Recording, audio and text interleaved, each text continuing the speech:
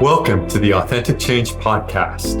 I'm Mike Horn, your host, and this podcast is for leaders and coaches who need and want fresh perspectives on what it means to live and to lead authentically. You're a leader who wants to make a difference, but sometimes you feel stuck. You know there's more to life and to leadership than what you're currently experiencing. It can be tough to figure out how to grow as a leader.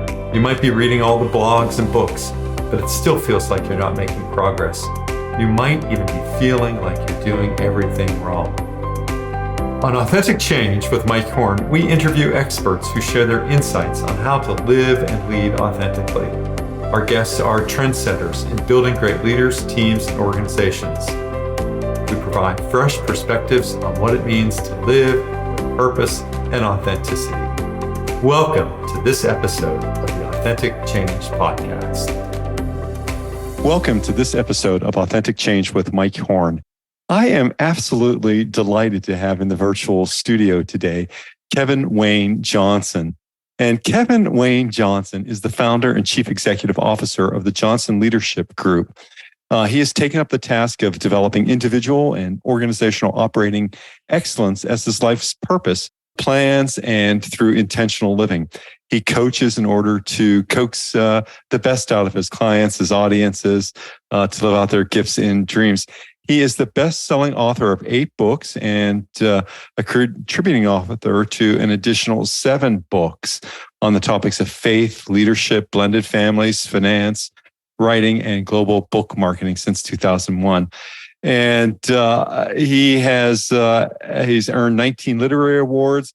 Gayle King, the Oprah magazine, has written that Kevin's work has touched them.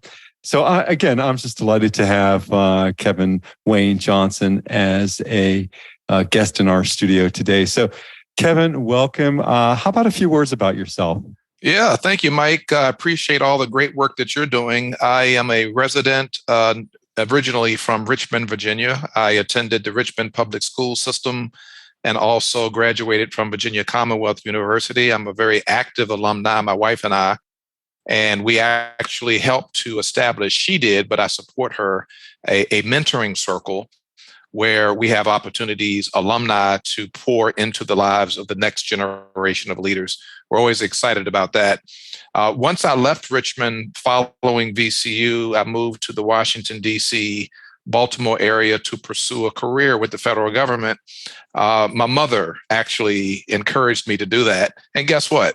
I stayed for 34 years. All right. And so, I retired 5.5 years ago.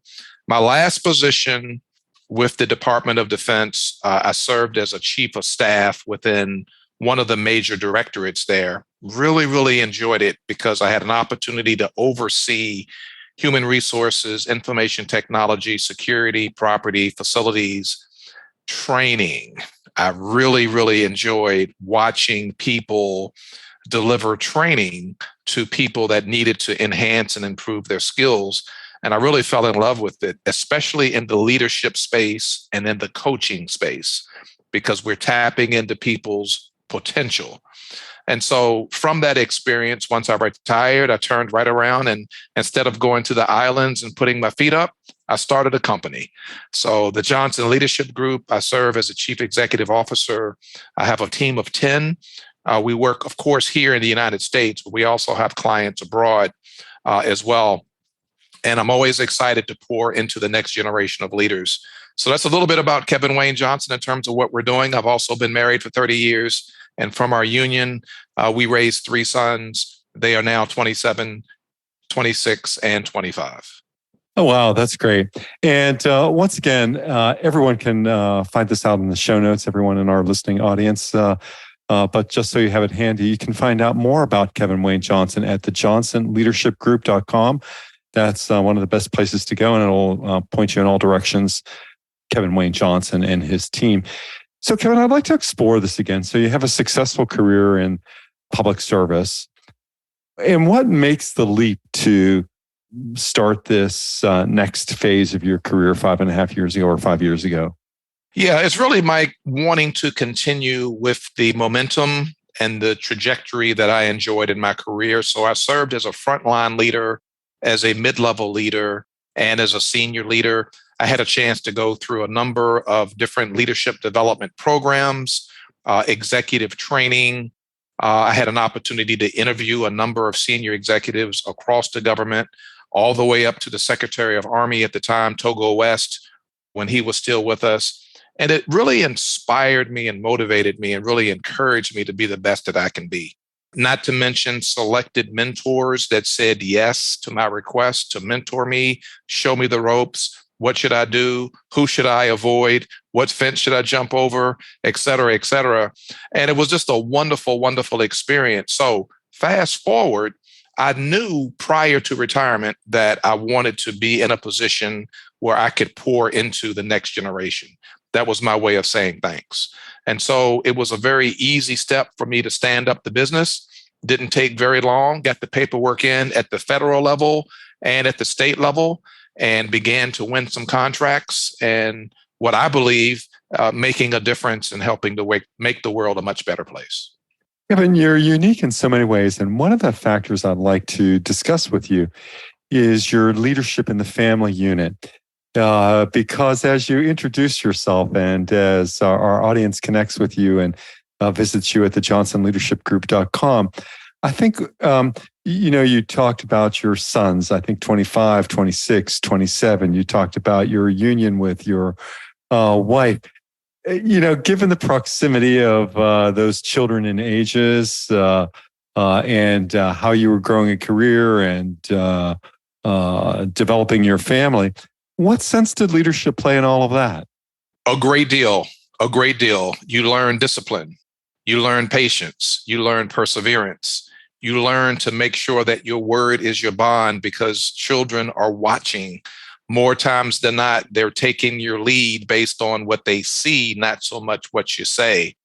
And it really helps me to be the model and to be the example in the home for them to see and follow, not just in terms of family principles, but being a good American, being someone who protects your family name, someone who's reputable, has credibility, has a good reputation.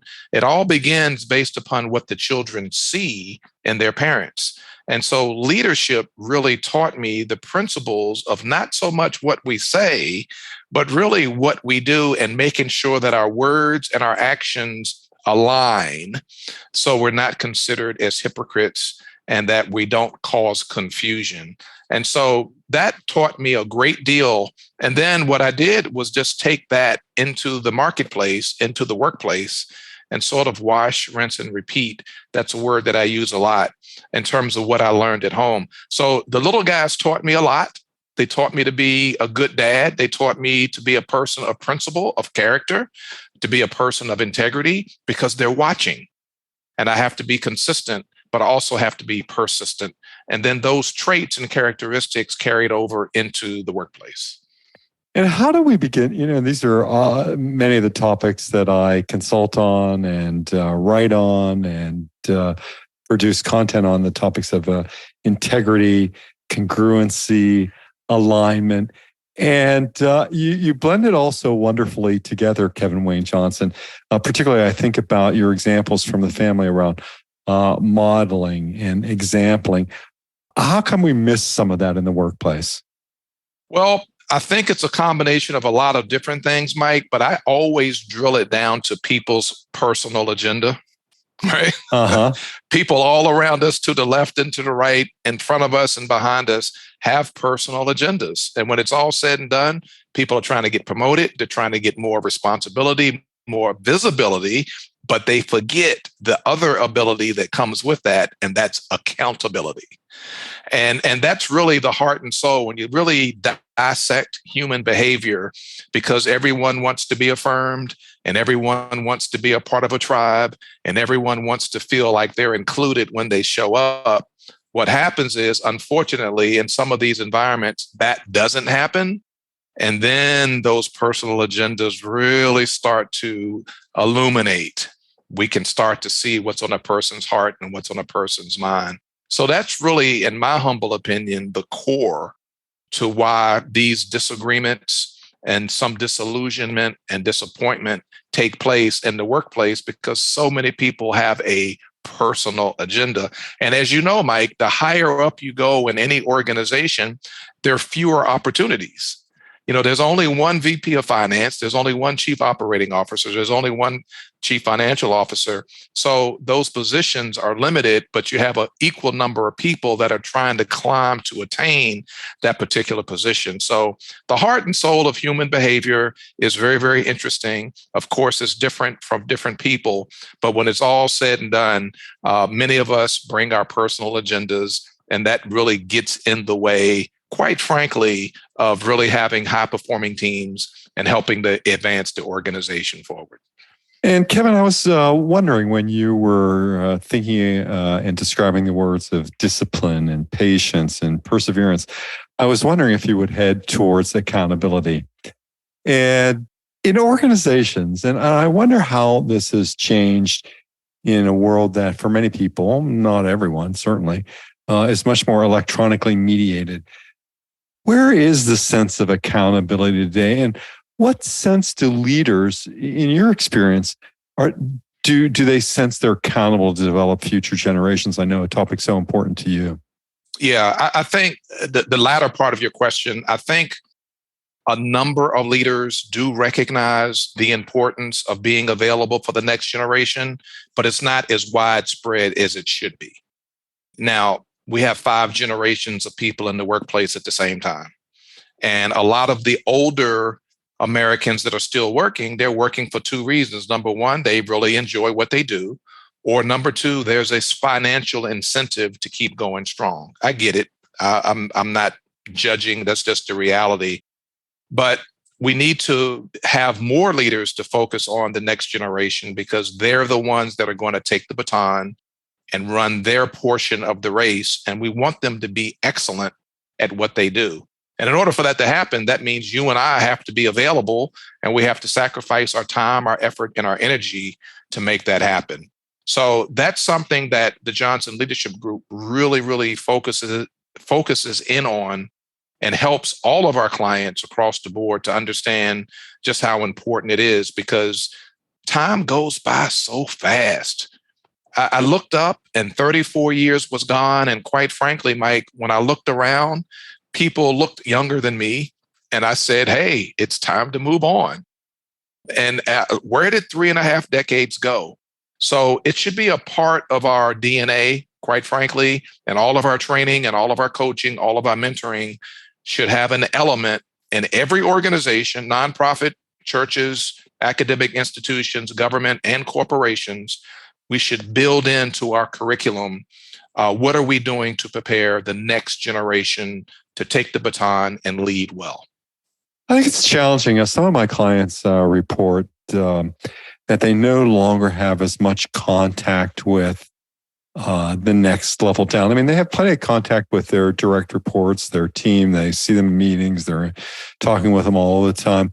But they miss more of the connection to the direct reports of their direct reports. There seem to be some less informal opportunities for engagement, which to me makes it all the more important to think about the frequency of your communication. If you're an executive, who you're meeting with, how your calendar, describes who you are and what you do. I mean, any thoughts on that, Kevin Wayne Johnson?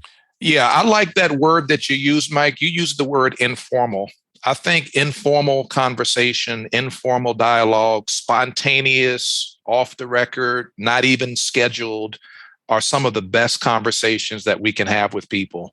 And now that we're coming back together post-pandemic, and we're finding more and more of us in the office setting, and we're back together again, just a very informal, casual, how are you doing? How's the family? How was the weekend? Because what happens is when you have these informal conversations, you're presenting yourself, the leader, as someone who's friendly and approachable. And at any given time, anybody at any level in the organization will feel free and comfortable to now have a conversation with you about how things are going. I need some help. Do you have any advice? Do you have some counsel on this area? And that's how we can reach into the bowels of the organization and have conversations with folks that may be 2, 3, or even 4 levels below where we might be. And we're building the camaraderie, we're building the relationship. And as you know, that leads to trust. And once you have that trust, it's game time. And so it doesn't have to be on the calendar. It doesn't have to be formally scheduled. It doesn't have to be in the conference room. It can be a hallway conversation. I did that a lot. On my way to a meeting, I would see somebody on my team, not necessarily a direct report, and I would just stop them and just have a brief conversation on my way to the meeting just to ask how things are going. Do you need any help? If there's anything I can do to assist, you know where I am, just let me know, and I'll see what I can do to help you out. I mean, 30 seconds or less makes a big difference. And so I would ask leaders to consider doing that on a regular basis. You'll be surprised at how many people you reach in the organization over a month, over a couple of months. And often it's difficult to describe leadership without talking about culture. And I'm wondering how, about your reflections on that, Kevin, in terms of the relationship between leader and culture. I mean, you can have one individual who does a lot of great things and still not be reflective of an organizational culture that imbues or embodies many of the ideals that you describe in terms of discipline and patience and modeling and engagement. Any thoughts on the relationship of individual leaders and culture?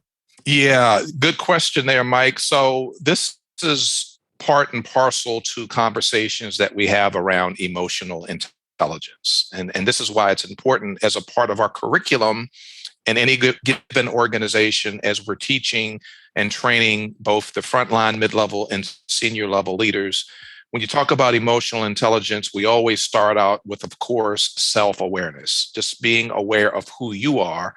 But a key component of this is also social awareness, what's going on around you, seeing the big picture, kind of taking a barometer or a temperature, if you would, of the climate within your organization.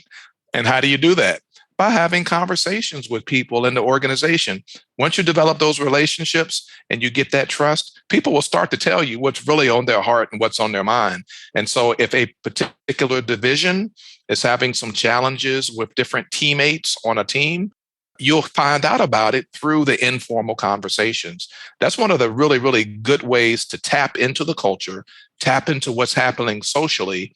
And that's a good reflection of the emotionally intelligent leader, because it takes more than just being a subject matter expert. You also have to understand your people, and guess what? Have your people understand you. So it's more than just acumen and it's more than just intelligence, but it's being relational, being able to connect with people. That's what makes the best leaders. And Kevin, as you really work to equip the current and next generation of leaders with your work, many people need the tools to forge effective personal and interpersonal communication.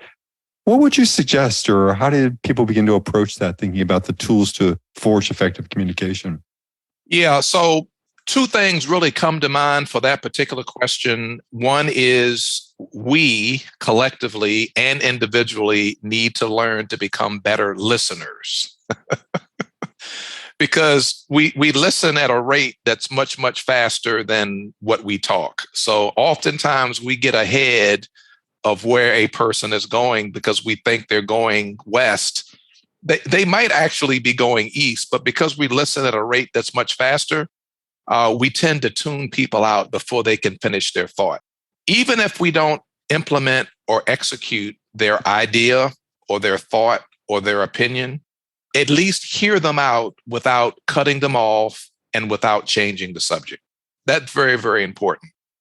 The other part of your question is have a conversation with someone based upon what they're interested in, not what you're interested in. People love to talk about what they're interested in. They love it. They want someone to listen to them. If we're the type of leader that will listen in something that they're interested in talking about, wow, it goes a long way. And it really, really enhances our communication all the way around. So based upon what they're interested in, not necessarily us, and then becoming a good listener, hear them out, even if you don't necessarily agree with it, without interrupting and without changing the subject.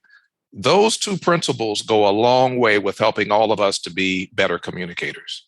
And how do we equip teams with attitudes and attributes to develop individuals into leaders?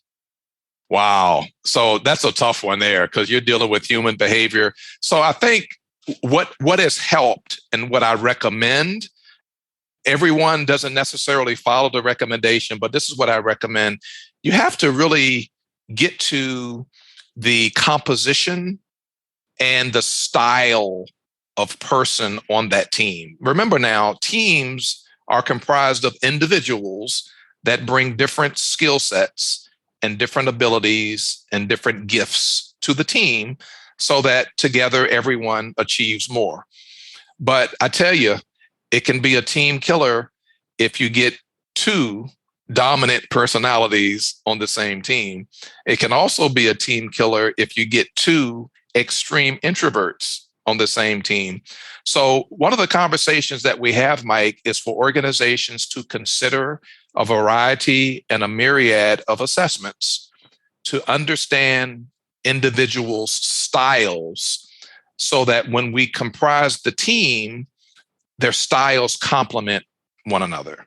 So whether it's DISC or whether it's emotional intelligence or a leadership self-assessment or even a leadership 360, and there's a myriad of other types of assessments that help organizations understand and helps the individual understand their style so that now we can comprise a team of the right individuals that complement each other and won't be after each other.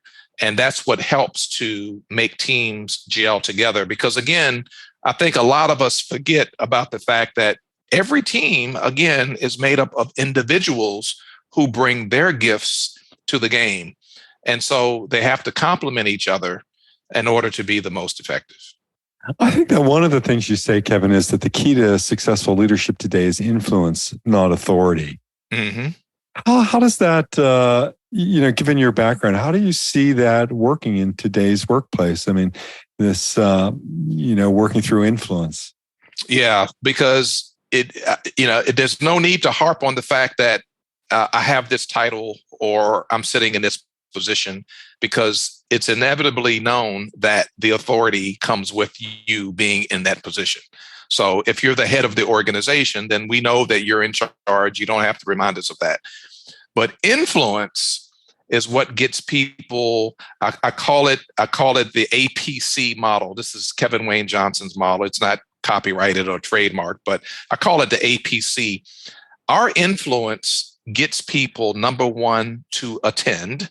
And when I say attend, that is to show up. Just because you're sitting in the position of the head of the organization doesn't mean people are going to show up with the right attitude, ready to work. But your influence will. So the A is attend. The P is now participate. We want people, now that they've shown up, we want them to participate.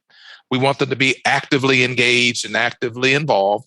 That's part of the attitude. And then the C is now contribute. Now that you are participating, we want you to contribute. Your contributions add value to what it is that we're doing. The mission, vision, and core value. Your contributions add value to what we're doing as a team and as an organization. So I call it the APC model, Mike: attend, participate, and contribute.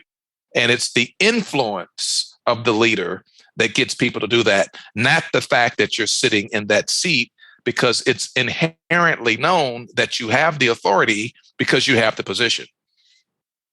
Kevin, some describe you as training, mentoring, and coaching in order to coax audiences and individuals to live out their gifts.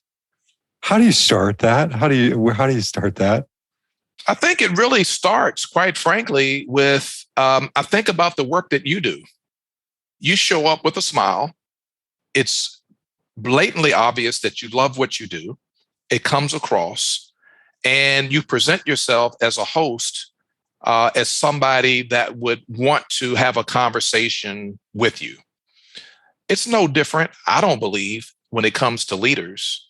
When it comes to leadership and working with people, we have got to show up with the right mindset, with the right attitude, demonstrate outwardly that we actually enjoy what we do above and beyond being a subject matter expert, and that we are super excited to be here. But equally important, I'm super excited to be here to help, assist, and advocate for you, because I have been entrusted to lead you, to develop you, to help to improve you. If I show up with that mindset and that attitude, it becomes contagious.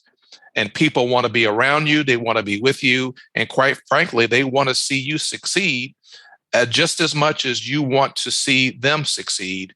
And that's another area where we work with leaders to get them to understand, if you don't like what you do, or if you don't like people, then you shouldn't be in this position. And so many people gravitate toward that, and other people will want to argue and debate about it. But it's part of human behavior. We are relational. That's how we're created. We crave being in relationships. People want a great relationship with the man and woman that are entrusted to lead them. And when that doesn't happen, what happens, Mike, is people just vote with their feet and they leave. It's interesting. I work with a lot of very technically minded and technically gifted people, scientists, distinguished engineers. And I don't think many of them aspire to leadership or to organizational leadership, though. Mm-hmm. I think they have a history, usually personal histories, where they've been rewarded for leadership. They just usually don't think about it that way. So these folks are often promoted on the basis of their technical abilities. They're brilliant. They have some great scientific idea. It's able to take them somewhere. And they never really gravitate towards the position of people leadership. And in fact, given their druthers, they'd probably prefer to have a very few set of people to manage. How do you begin to work on that and think about that, Kevin? I'm sure you came across those folks in your career. I mean, hardened generals, hardened directorate leaders. What do you think about all of that? Yeah, well, Mike, in my federal government career, the latter portion of my career, I worked in the intelligence community. And what we did establish two separate tracks for our senior executives. We had the DICES and we had the DISL, Defense Intelligence Senior Executive Service, and then the Defense Intelligence Senior Leader. The DISLs were those subject matter experts that were sort of like special assistants and gave counsel and advice to the top tier directors and administrators at the department level and the agency level. And they did not have any direct reports, no employees, no performance to evaluate. They were brilliant, but they didn't lead people. They didn't have that responsibility. And that in part was a mutual agreement, because they would come out on record and say, I don't want to lead people. I just want to be responsible for this project and give some advice. And guess what? It worked out well. Conversely, on the other side, on the DICES, they did have the responsibility to lead people and lead organizations because they had the skills and the gifts to be able to relate to people. And that's what they did. So that's how we handled it in that arena. And I'm not sure if all organizations would want to go to that extreme or that expense or that time or sacrifice to do that. But it's something to consider, because it's a good opportunity to reward both. Yes, absolutely. And Kevin, as I'm thinking about our conversation, and it would be difficult to not to talk about your faith. I think that drives so much of your purpose and who you are. If our listeners don't know, you're an ordained Church of God Ministries leader, pastor, and you've held so many positions in church leadership. How does that inform your work? I mean, because certainly your faith has taken you around the globe. Yeah, absolutely, Mike. So yeah, I have served the local church for the past 22 years as a deacon. I've served the local church as an associate pastor, and I've served the local church as a senior pastor. Above and beyond that, under the umbrella of Church of God Ministries, I've also served at the district level. I've served at the national level, and I've also done some work specifically in Kenya, Africa. I've been there quite a few times representing the United States while I'm there. And so I discovered a long time ago that a lot of these leadership principles and strategies that we know and that we utilize in the workplace, regardless of where we're working, actually comes from Scripture. In the book of Romans, chapter number 12, verses 6-8, there are 7 spiritual gifts that God has given us that we use to make society a much better place. One of those 7 spiritual gifts is leadership. It's right there in Romans chapter 12, verses 6-8. You don't hear a lot about it. Many of the men and women that teach about leadership very rarely reference Scripture, but it all comes from the Bible, and it's nothing new.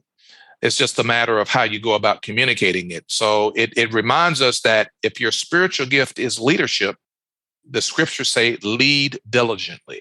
That means lead with care, lead with compassion, lead with empathy, lead with a servant's heart. That's how I got the title from the last 2 books that I wrote, Leadership with a Servant's Heart. It comes directly from there. I discovered that a long time ago. So that's part of my motivation. And that's what encourages me. It's really just a matter of how you present it to the different audiences, because I'm in front of people that work in corporations, government, of course, people that are part of the church, nonprofits, and academic institutions. It's a matter of how it's presented. And the way that I like to present it is in a manner in which I thoroughly enjoy it. I have a lot of fun. I'm really serious and passionate about it, and that it works. And so here's the curriculum that we use so it can be applicable to you, your team, your organization, as you all look to grow and scale and get better. It really is all about helping to make the world a much better place. And that's really what the Scripture is all about as well. That's great, Kevin. And how do we get more of this in, our secular workplaces? I think it's a matter of approach. It really is a matter of approach. You have to be aware of the fact that we are in front of a lot of different people who have a lot of different viewpoints and perspectives, quite frankly, that all need to be and should be respected. So it's a matter of how it's presented and how it's taught and the examples that we use, and giving people ample opportunities to express their opinion and their viewpoint as we walk through the various topics. So if we're talking about communication, or if we're talking about growth, or if we're talking about influence, or any of the myriad of topics, conflict management, difficult conversations. I mean, all of these are different tools and nuggets and tips that we provide. It's really a matter of making sure that the audience has an opportunity to rebut and an opportunity to share what's on their heart and what's on their mind, so we can drill down to real life examples. It's inclusivity. It's also interactive. So the facilitator and the instructor should never present himself or herself as the authority on all things, but sort of open up our heart to hear from other people. And that really is being receptive to the audiences that we are before. And I've never had any issues as it relates to speaking what's on my heart, because I don't have any issues with others speaking what's on their heart, even if they happen to disagree. I say, give it a try, right? Give it a try. And if it doesn't work, then okay, you're right. But if it does work, then let's have a conversation about it. I'm not going to say I told you so, but I will say, see, you tried something new, you tried something different. And that's really what it's all about. And Kevin, maybe in our, last few minutes, maybe the last area to explore is that you're right. When you're a servant at heart, humility transforms leaders and organizations. Mm-hmm. And thinking about this concept of humility, and how does it transform leaders and organizations? By not always presenting ourselves as having all of the answers. That sounds so simple, doesn't it, Mike? It does. But there are just too many of us that have determined that because we're in the seat, we're sitting in the chair, we have all the answers, and this is the only way that it could possibly be. Humility helps us to understand that the other people on the team and the other people in the organization have ideas as well that might actually be better than ours, because there are some things that we didn't consider because we don't know all things. And that's what transforms organizations, because there's somebody deep in the bowels of every organization that has a phenomenal idea that needs to just be addressed, thought about, heard, and potentially implemented and executed to make a huge difference going forward within our organizations. But it takes humility to listen and to accept and to understand and embrace the idea that somebody else came up with that we didn't think of. And that's what we mean when we say it transforms organizations. That's a great note on which to end, to think about the humility and transformations and the possibilities of leadership, and particularly in all the work that Kevin and his team does at the Johnson Leadership Group, which you can find out more about at thejohnsonleadershipgroup.com. Kevin, it's been an absolute delight to have you as a guest on Authentic Change with Mike Horn. And once again, thank you so much for your time. All right. Thank you, Mike. I appreciate it. And until our next episode of Authentic Change with Mike Horn, stay well. Thank you for listening to the Authentic Change podcast. I'm delighted that you've tuned in to listen. Please visit the show notes for links to topics discussed in today's podcast. To download a free ebook on authentic change and leadership and to subscribe to my newsletter, please visit mike-horn.com. Once again, mike-horne.com, mike-horn.com. Once again, thank you for listening to the Authentic Change podcast.